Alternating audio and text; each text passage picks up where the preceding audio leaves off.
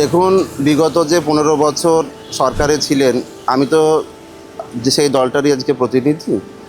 তো এটা দুঃখের হলেও সত্যি, 15 বছরে বিন্দুমাত্র সম্মান তো দূরের কথা, কোনোভাবে কোনো সহযোগিতা পাইনি। যা সহযোগিতা দেশ বিদেশের মানুষজন করেছেন, এটা অন্য রাজ্যের মানুষজন বা আমার রাজ্যে সাধারণ মানুষজন যারা শুভান্যুধ্যায়ী তারা করেছে। এ নিয়ে আমার কোনো আক্ষেপণ নয়। আমাকে তো মমতা বন্দ্যোপাধ্যায় তো যেতে বলেননি। উনি যদি বললে পারে আমি যেতাম, উনি যেহেতু বলেননি অতএব আমি ওনার সঙ্গেই রয়েছি। আমি মমতা বন্দ্যোপাধ্যায়পন্থী। তো আমি আশা করব যে আগামী দিনে আমরা আজ হয়তো রাজনীতিতে আছি, আজ বিধায়ক আছি, কালকে যদি মানুষ চান ভোট দিলে আবার নির্বাচিত হব, কিন্তু আমাদের আশা এটাই থাকবে যেন আমাদের সমাজে যে আমরা উৎসাহ দানের জন্য পড়াশোনা করলে যেমন ভালো মানুষ হওয়ার কথাও বলি, পাশাপাশি তাদের ভালো থাকতেও হবে। এটা যেন আমরা, যদি যে ঘাটতিটা ছিল বা হয়তো ছিল বা থাকার কথা, সেটা যেন আগামী দিনে না হয়। ভাই ভাই, এটা মডেল না খাতা। আর কত ফটোগ্রাফি করবি? চুপ কর, সামনে মাধ্যমিক, নোট জোগাড় করে পড়তে হবে। কবে পড়বি ভাই? গ্যালারি তো নোটের লাইব্রেরি আর স্টোরেজে পিডিএফ এর ছড়াছড়ি। ধুর, কোনটা পড়বো কোনটা ছাড়বো কিছুই তো বুঝতে পারছি না। আরে তাহলে মৌলিক লাইব্রেরির বই পড়। ওদের সম্রাট এক্সক্লুসিভ সাজেশন বইগুলোতে পাবি সমস্ত গুরুত্বপূর্ণ এমসিকিউ, এসএকিউ ও বড় প্রশ্ন একেবারে উত্তর সহ। কমন পাবো তো? টপারদের জিজ্ঞেস কর। সম্রাট এক্সক্লুসিভ সাজেশন মাধ্যমিক, ভালো রেজাল্টের পাসওয়ার্ড। গাছতলায় বসে শুরু করেছিলেন নিজের স্কুল, তারপর সেখান থেকে একেবারে পৃথিবীর কনিষ্ঠতম প্রধান শিক্ষকের আখ্যা পেয়েছিলেন। সেই জলঙ্গির বাবর আলী এবারের তৃণমূলের বিধায়ক হিসেবে জয়ী হয়েছেন জলঙ্গি কেন্দ্র থেকে। তিনি আমাদের সঙ্গে রয়েছেন, কথা বলবো বিভিন্ন ইস্যুতে। তাকে আমরা আজকে সঙ্গে পেয়েছি। প্রথমেই হাউতে স্যার আপনাকে স্বাগত। নমস্কার স্যার, প্রথমেই আসি, একেবারে রাজনীতিতে নতুন একটি স্কুল চালু করা এবং সেই স্কুলে যে সমস্ত বাচ্চারা একেবারে দরিদ্র তাদেরকে নিয়ে স্কুল শুরু করা এবং সেখান থেকে কনিষ্ঠতম প্রধান শিক্ষক হিসেবে আখ্যা পাওয়া, এই যে পুরো বিষয়টা, তারপরে রাজনীতিতে যোগদান কিভাবে দেখছেন? আপনারা ইতিমধ্যেই জেনেছেন যে আমার যে প্রতিষ্ঠান আনন্দ শিক্ষা নিকেতন, সেটার কর্মকাণ্ড আমার 9 বছর বয়স থেকে শুরু করা এবং ধারাবাহিকভাবে সেই প্রতিষ্ঠান বড় করা বা আপনাদের সকলের সহযোগিতায়, দেশ বিদেশের সকল শুভান্যুধ্যায়ীদের সহযোগিতায় সেই গাছতলার স্কুল এখন একটা অনেক বড় প্রতিষ্ঠানে পরিণত হয়েছে। দেশ বিদেশে সুখ্যাতি অর্জন করেছি বা প্রতিষ্ঠান করেছি এবং সেখান থেকে রাজনীতিতে আসা এটা একটা হঠাৎ একটা সিদ্ধান্তই বলা যেতে পারে। সেটা মার্চ মাসেই আমাদের দলের নেত্রী তৎকালীন মুখ্যমন্ত্রী মমতা বন্দ্যোপাধ্যায় তারই আন্তরিক আহ্বানে সাড়া দিয়ে, যদিও আমাদের যেহেতু আমি এমন একটা জগৎ থেকে আসছি, সকল দল মত নির্বিশেষে সকল মানুষের ভালোবাসা পেয়েছি কাজের জন্য। আমাদের শুভান্যুধ্যায়ীদের অনেকেরই আপত্তি ছিল, কারণ আমি অনেকের মতামত নিয়েছিলাম অফার পাওয়ার পরে। আবার অনেকের আবার বক্তব্য ছিল যে না, রাজনীতিতে কিছু মানুষের আসা দরকার, যেখান থেকে রাজনীতি যাতে আরও ভালো হতে পারে, আগামী প্রজন্ম যাতে ভালো বার্তা, মানে পজিটিভ যাতে বার্তা দেওয়া যেতে পারে। তো আমিও ভাবলাম যে ঠিক আছে, দেখা যাক গিয়ে। তো শেষ মুহূর্তেরই সিদ্ধান্ত ছিল একটা। তারপরে জলঙ্গি বিধানসভার মানুষজন তাদের যে দোয়া আশীর্বাদ আমাকে করেছেন এবং তার ফলে আজকে নির্বাচিত হয়ে পশ্চিমবঙ্গ বিধানসভায় সদস্য হিসাবে শপথ গ্রহণ করেছি। তো এক কথায় উত্তর দিতে গেলে রাজনীতিতে আসাটা একদম হঠাৎ সিদ্ধান্ত এবং আমাদের নেত্রী মমতা বন্দ্যোপাধ্যায়ের আন্তরিক আহ্বানে আমার শেষ মুহূর্তে এখানে আসা। 2026 সালের বিধানসভা নির্বাচন এমন একটি নির্বাচন ছিল যেখানে কিন্তু 50-50 আশঙ্কা ছিল যে কোন দল জয়লাভ করবে। 15 বছর যে দল রাজত্ব করেছে সেই দল, আর নতুন যে দল এবারে শপথ নিল পালা বদলের পর সেই দল। সেখানে তৃণমূলকে বেছে নেওয়া কিন্তু একটা ভীষণ বড় কঠিন সিদ্ধান্ত। আমি জানি না যে আপনি বিজেপির থেকে কোনোদিন অফার পেয়েছিলেন কি না যোগদানের, সেটা যদি আমাদেরকে একটু খুলে বলেন যে কেন হঠাৎ তৃণমূলের মতো একটি দলে যোগদান করার সিদ্ধান্ত নিলেন। আমি প্রথমেই বলি, আমি কোনো দলে যেতে চাইনি। যে অফার যে পাইনি কোথাও থেকে কোনো সময়, এটা বলবো না, পেয়েছি, তখন সিদ্ধান্ত নিইনি। এবারও হয়তো একাধিক জায়গা থেকেই আমাকে বলা হয়েছিল।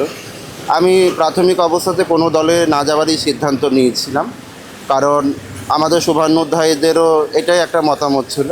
কিন্তু ওই যে আপনাকে একটা কথা বললাম, শেষ অবস্থাতে আমাদের নেত্রী মমতা বন্দ্যোপাধ্যায়, তৎকালীন মুখ্যমন্ত্রী মহোদয়া, তারই আন্তরিক আহ্বান, এই যে যোগ করেছি কথাটাকে, সেটা আমি না করতে পারিনি, ওনার কথা আমি ফেলতে পারিনি। তারপরে 17 তারিখেই মার্চেই আমি জয়েন করি, সেই দিনই উনি যে 294টা আসনে তৃণমূল কংগ্রেসের প্রার্থীদের নাম ঘোষণা করেন।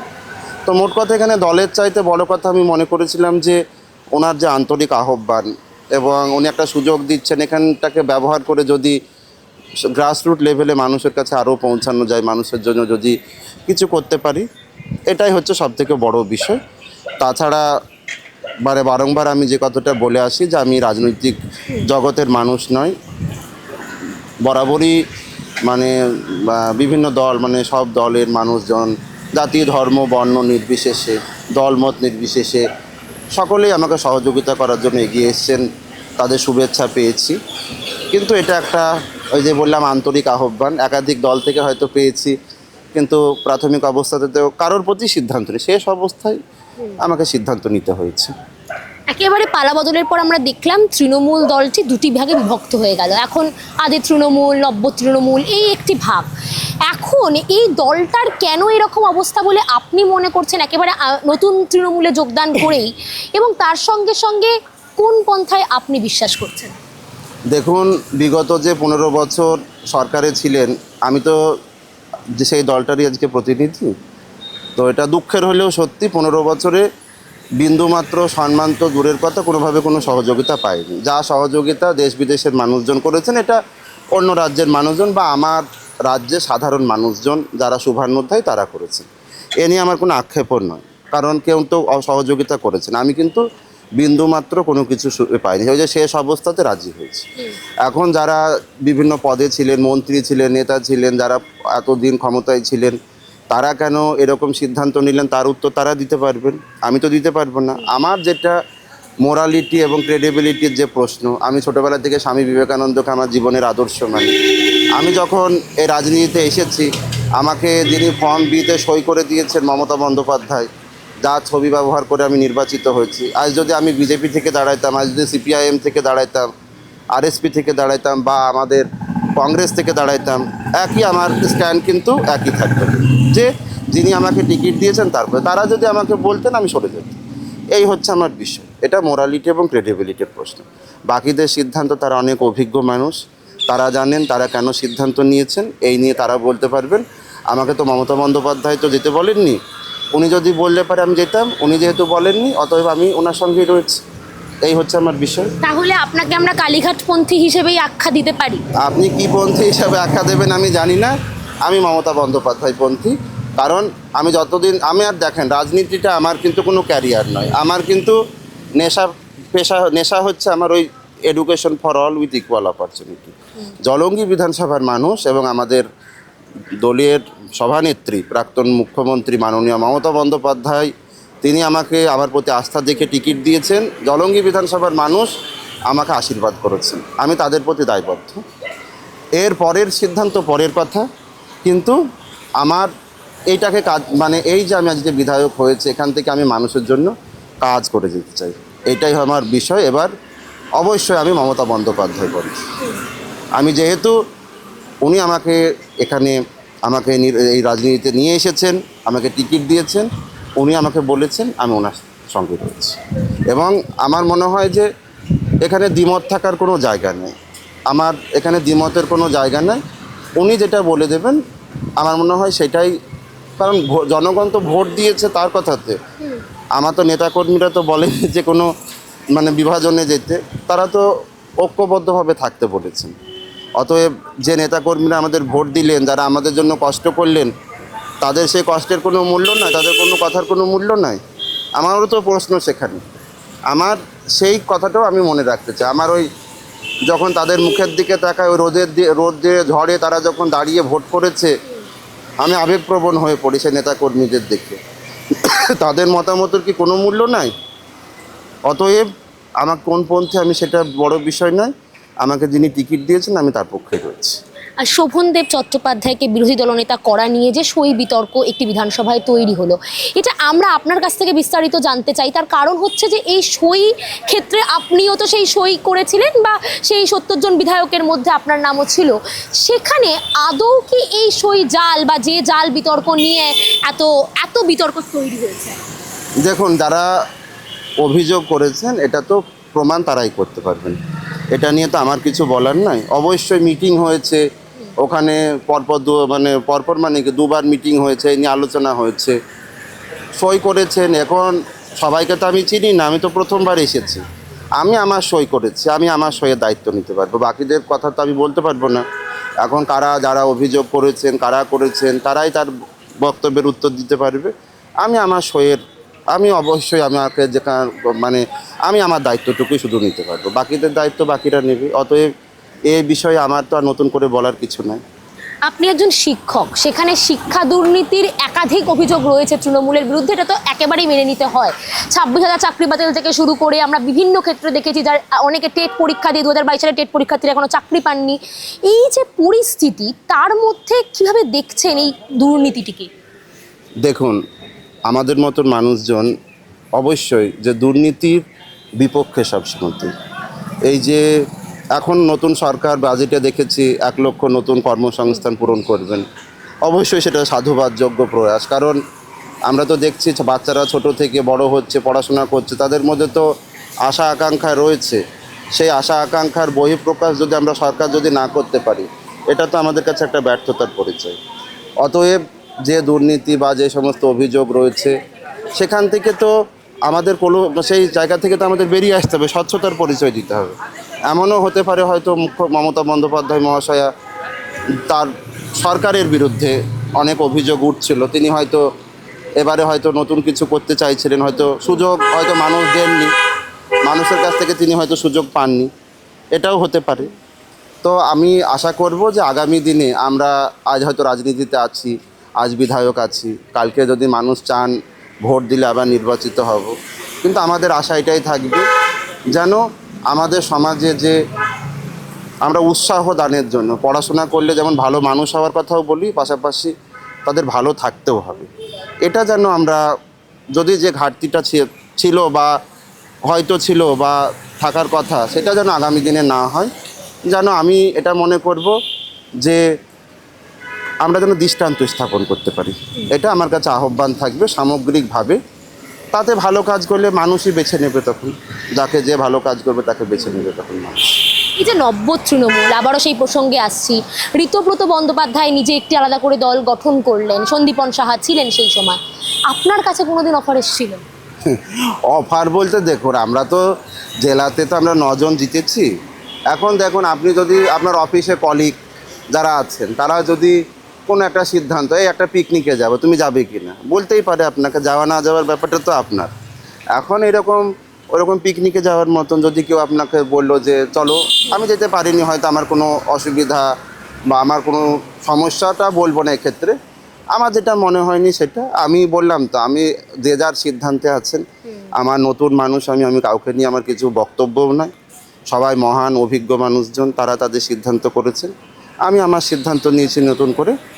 এ নিয়ে আমার কাউকে কিছু বলার নাই, কারণ নতুন, বরঞ্চ তারা দলটাকে ভালো করে জানেন, দলের ভেতরে তারা ছিলেন, তাদের সুবিধা অসুবিধা বা সুযোগ পদবি তারা বহন করে এসছেন। আমরা তো যেদিন যোগদান করে সেদিন থেকে জিতেছি, 3 মাসও হয়নি।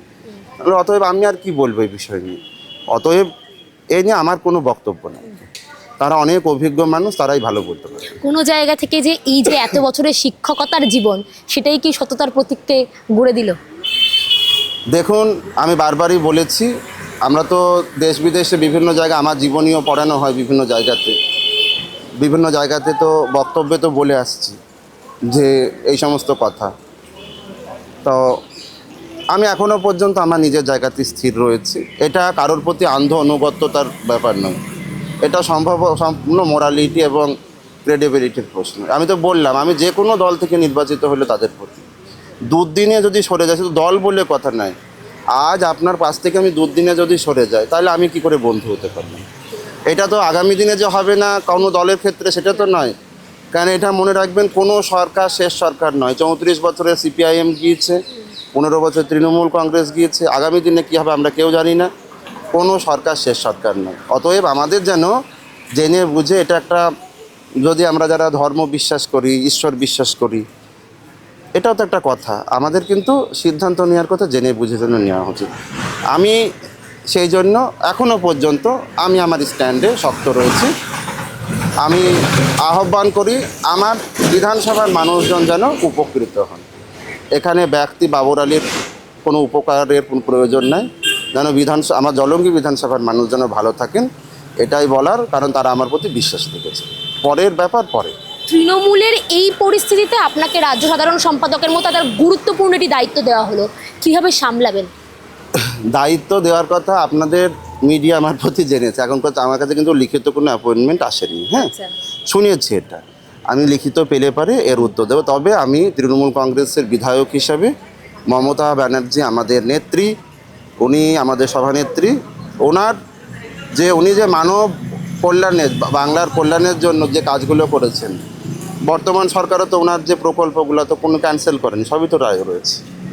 অতএব সেইভাবে হবে। আর আমার দলীয় সাংগঠনিক পদের ব্যাপারে আমি শুনেছি, এখনও পর্যন্ত আমার কাছে লিখিত কিছু আসেনি, আসলে তখনকার ভাবনা চিন্তা হবে তখন বিষয়ে। নিজের স্কুল রয়েছে আপনার, আপনি বিধায়ক হয়েছেন, একটু যদি আপনার বিধানসভার প্রসঙ্গে আসি, কি কি পরিকল্পনা রয়েছে? কারণ আমরা জানি যে জলঙ্গি বিধানসভায় সীমান্ত সমস্যা একটি গুরুত্বপূর্ণ সমস্যা, সেক্ষেত্রে আপনার স্কুলকে আপনি এতটা দূর এগিয়ে নিয়ে গিয়েছেন, আপনি সারা বিশ্বে আপনার নাম সকলের কাছে পরিচিত, সেখানে কি কি এখন বিধায়ক হিসেবে আপনার ইচ্ছা রয়েছে বা স্বপ্ন রয়েছে? ম্যাডাম, আমি প্রথমেই বলেছি যে আমার স্বপ্নই হচ্ছে প্রত্যেকের জন্য শিক্ষা এবং সমানাধিকার। এটা তো সেই ছোট অবস্থাতে শুরু করেছি এখন, এবং শৈশব থেকেই দেশ বিদেশের বিভিন্ন জায়গাতে আমার যাওয়ার সৌভাগ্য হয়েছে, এখনও হচ্ছে।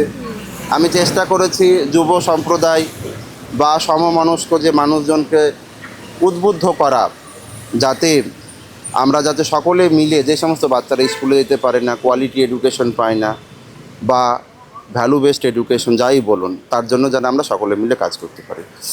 এক্ষেত্রে স্বামী বিবেকানন্দ কী বলেছেন, if the mountain does not come to Mohammad must go to the mountain. আবার গণশিক্ষা নিয়ে বলছেন, educate and raise the masses and thus alone a nation is possible. তো সেই স্বপ্ন, সেই ইচ্ছা তো ছোটোবেলা থেকে যা আছে সেটা তো আছে, ক্যারি করছি। বিধায়ক হিসাবে আমার বিধানসভাতে শিক্ষা, স্বাস্থ্য, অলরেডি স্বাস্থ্য ব্যবস্থার উন্নয়নের জন্য বিধানসভায় মেনশন করেছি। আমার 3টে প্রাথমিক স্বাস্থ্যকেন্দ্র, আপনার কাতলামারি, বিলপোচা, কোবরা, ফরিদপুর, আবার 2টো গ্রামীণ স্বাস্থ্যকেন্দ্র আমাদের রয়েছে, সাদিখাট দেয়া, সাগরপাড়া। এই নিয়ে বলা হয়েছে, মাননীয় স্বাস্থ্যমন্ত্রী মহাশয়ের সঙ্গে দেখা করেছি। ওখানে হিমঘরের প্রয়োজন, আগামী দিনে দমকল কেন্দ্র, শিক্ষা ব্যবস্থার উন্নয়নের জন্য যা করণীয়, বিভিন্ন প্রতিষ্ঠান পরিদর্শন, যেগুলো আমি পেয়েছি যেখানে ঘাটতি, সেগুলো নিয়ে সরকারের সঙ্গে আলোচনা হবে। সমস্ত স্টেক হোল্ডার, সকলের কথার মধ্যে শুনতে হবে। এই নিয়ে আমার পরিকল্পনা রয়েছে। সেখানকার পানীয় জল, রাস্তাঘাট, সীমান্ত সমস্যা, সব কিছু নিয়ে আমার কাজ করার ইচ্ছা রয়েছে। আমি জানি না কতটা সফল হবে, তবে আমার চেষ্টা ত্রুটি থাকবে। লাস্ট দুটো বেশি সামনেই পঞ্চায়েত নির্বাচন, পৌরসভা নির্বাচন, তৃণমূলের কাছে এখন যেটা সবথেকে বড় লক্ষ্য সেটা হলো স্বচ্ছতা, ঠিক আছে? তো সেক্ষেত্রে আমরা এই স্বচ্ছতা কতটা দেখতে পাবো বলে আপনি মনে করছেন? কারণ এটা তো আপনি অবশ্যই মানেন, আজ এই যে এত দুর্নীতি তৃণমূলের আমলে ঘটেছে, তার ফলাফল এই ভোটের নির্বাচন। আমরা আশা করতে তো আপত্তি নাই, আশা করতে পারি, এবং এটাই হওয়া উচিত, স্বচ্ছতার সঙ্গে রাজনীতি করা, আর না হলে ছেড়ে চলে যাওয়া। তো আশা করতে পারেন। এবং মানুষ যে নতুন সরকার গঠন করেছেন, আগামী দিনে আমাদের চেষ্টা করতে হবে যাতে আমরা ভালো করতে পারি, স্বচ্ছতার সঙ্গে আমরা চলতে পারি। আপনারা আশা করতে পারেন, এটা আশা করতে আপত্তি নাই, এবং আমিও মনে করি স্বচ্ছতার সঙ্গেই চলা উচিত। আপনিও মনে করেন যে এই যে দুর্নীতির কারণেই আজকে তৃণমূলের এই ফলাফল? না, এটা একক কারণ হতে পারে বলে আমি মনে করি না। দুর্নীতি ওই যে বললাম, তাহলে পরে কথা হচ্ছে যারা দুর্নীতি করলো যারা দুর্নীতি করলেন কথার কথা তারা নতুন সরকার তো যদি আপনার তর্কের খাতিরে মেনে নিলাম দুর্নীতির কারণে এসেছে, তাহলে নতুন সরকার কি ব্যবস্থা নেই আগে দেখি, তারপরে এই প্রশ্নের উত্তর দেবো। যারা দুর্নীতি করেছে তাদের প্রতি কি ব্যবস্থা নেই আগে দেখব, তারপরে এই প্রশ্নের উত্তর দেবো। সেখানে আরও একটি প্রশ্ন যেতেই হয় যে এই যে মিড ডে মিল, আপনি নিজেও শিক্ষক, আপনি জানেন যে মিড ডে মিল কতটা গুরুত্বপূর্ণ, সেখানে ইসকনের হাতে দায়িত্ব দেওয়া হয়েছে, নতুন সরকার সেই দায়িত্ব দিচ্ছে। তার সঙ্গে সঙ্গে আরও কিছু আমরা দেখতে পাচ্ছি যে এই যে রেল যে বস্তিগুলি রয়েছে বা হকাররা রয়েছে তাদেরকে উচ্ছেদ করে দেওয়ার একটি পরিকল্পনা রাজ্য সরকারের রয়েছে এবং সেটা শুরু হয়ে গেছে ইতিমধ্যে। কীভাবে দেখছেন পুরো বিষয়টিকে? দেখুন, আমরা জানি যেমন আমরা এই যে এনক্রোচমেন্ট, এই যে রাস্তাটাকে বাড়ি, আমরা এই যে শিয়ালদা থেকে অনেক সময় আসলে না হেঁটে আসতে পারি না, এটা যেমন অসুবিধাজনক ব্যাপার। কিন্তু কথা হচ্ছে যে সরকার তো কল্যাণকামী রাষ্ট্র, ওয়েলফেয়ার স্টেট, তো এটাকে বলছে আমি একদিন বাসে আসতে আসতে একটা কথা শুনলাম, দুজন ভদ্রমহিলার মধ্যে একটা ঝামেলা হচ্ছে, তো বলছে, তখন পরে বলছেন যে হিন্দিতে যেটা কথাটা বলেন বাংলায় দাঁড়াচ্ছে, কি বলছো সেটা বড় কথা নয়, কীভাবে বলছো সেটাই হচ্ছে বড় কথা, তাই না? তো আমরা কি করতে চাইছি সেটা বড় কথা হচ্ছে যে কীভাবে করতে চাইছি। এই জিনিসটা অবশ্যই আমাদের পথচারীদের সমস্যা হয় সব কিছু, এবং তারাও তো একটা কর্মসংস্থানে রয়েছে, তাদের প্রতিও তো আমাদের একটা সদয় দৃষ্টি অনুভব করতে হবে। আমরা সার্ভে করতে পারা যেত, তাদেরকে সময় দিয়ে তারপরে সরকারি যা সমস্ত জিনিসপত্র রয়েছে এটা করা যেতে পারতো। মনে রাখতে হবে আমরা কিন্তু ওয়েলফেয়ার স্টেটে বাস করি, কল্যাণকামী রাষ্ট্র, এটা আমাদের মাথায় রেখে চলতে হবে। আবার মানে গণতন্ত্র মানে আবার বিশৃঙ্খলা নয়, যে আমার ইচ্ছা হলে রাস্তায় আমি দোকান মানে বাড়িয়ে দিলাম, এটাও হতে পারে না। তো আমার যেটা মূল কথা হচ্ছে সরকারকে আরও মানবিক হতে হবে এবং মাথায় রাখতে হবে যে আমরা কিন্তু ওয়েলফেয়ার স্টেটে বসবাস করি, এটাই আমার বলা। মিড ডে মিলের বিষয়, হ্যাঁ, মিড ডে মিলের বিষয়ে যেমন বরাদ্দ বাড়িয়েছে বাজেটে, এটা যেমন খুব ভালো দিক, তার পাশাপাশি একটা সংস্থাকে বিশেষ করে কলকাতাতে বোধহয় হ্যাঁ, মিড ডে মিলের দায়িত্ব দেওয়া হয়েছে। এখন আমার বক্তব্য বারবারই একটা কথা বলছে, এই যে আমরা বিভিন্ন আইন নীতি প্রণয়ন করি কিন্তু স্টেক হোল্ডারদের পরামর্শ নিই না। স্টেক হোল্ডার মানে কি? সেটা ছাত্র, অভিভাবক, শিক্ষক শিক্ষিকা, ওই যে মিড ডে মিলের কাজের সঙ্গে যুক্ত যে তারা, বা আমরা মানে প্রশাসনিক লোকজন, মন্ত্রী।